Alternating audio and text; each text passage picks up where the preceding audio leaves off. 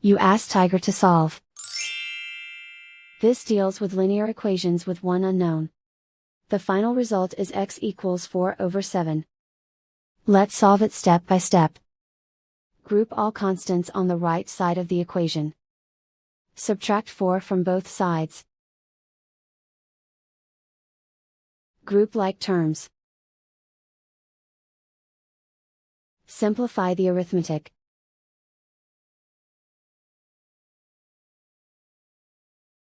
Isolate the x. Divide both sides by -7. Cancel out the negatives. Simplify the fraction. Cancel out the negatives.